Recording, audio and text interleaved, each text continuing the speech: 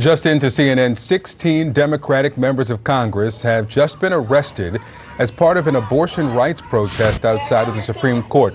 Among them, Congresswomen Alexandria Ocasio-Cortez, Ayanna Pressley, Ilhan Omar, Jackie Spear, Cori Bush, Rashida Tlaib. U.S. Capitol Police say they arrested 34 demonstrators in all who were starting to block traffic. So House lawmakers are set to vote today on a bill to protect marriage equality following the Supreme Court's historic overturning of federal abortion protections. Progressive lawmakers are anxious to codify same-sex marriage after Justice Clarence Thomas suggested the court should revisit that 2015 ruling.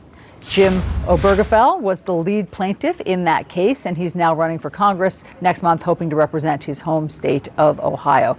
Jim, great to see you. Thank you very much for being here. So when Roe versus Wade was overturned, there were all sorts of Americans who said, uh-oh, what's going to happen to other civil rights like same-sex marriage? Some people thought, well, you know, you're just being alarmist.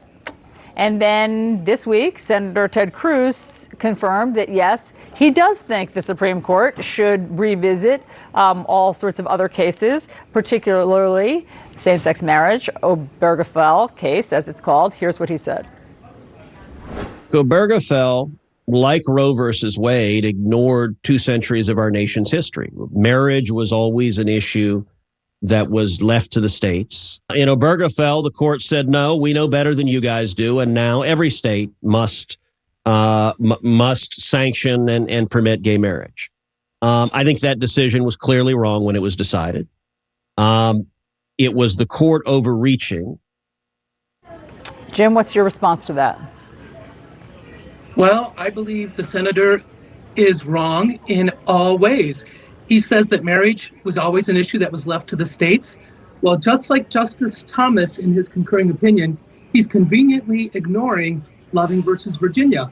And for 178 years of our nation's history, marriages, interracial marriages, were left up to the states. It's only been 55 years since that right has been affirmed by the Supreme Court. Marriage is not something that should be left up to the states. And I just find it appalling and offensive that he believes that. And yet they ignore Loving versus Virginia. So will this senator go on the record saying that he also believes Loving versus Virginia should be overturned? Because that was a matter that was left to the states. Mm-hmm. And do you think that the Supreme Court is going to overturn Obergefell? Well, I can't see into the future. All I know is I am very concerned if a case should make its way through our judicial system and make it to the Supreme Court.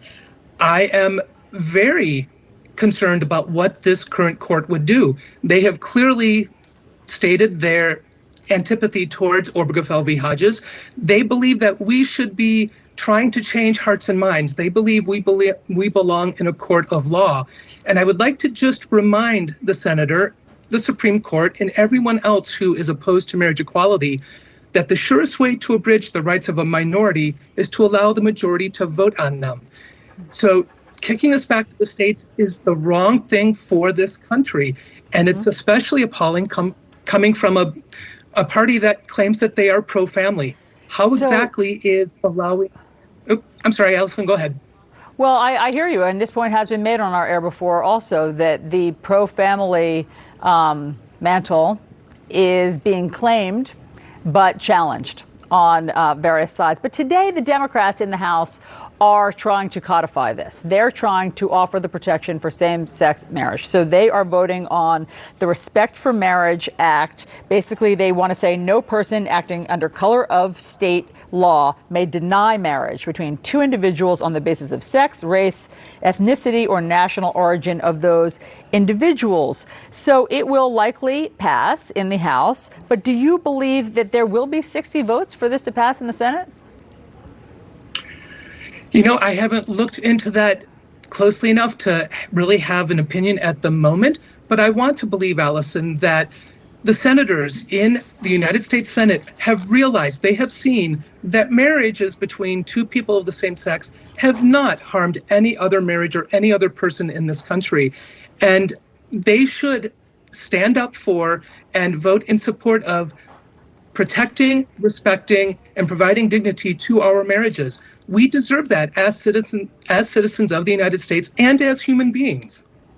Jim Obergefell, great to talk to you. Thank you. We'll be watching very closely what happens in Congress, obviously. Thanks, Allison. A Sesame Street themed amusement park is apologizing after this video has now gone viral, showing a costume character appearing to ignore two black children. The mother of one of those girls will join us ahead.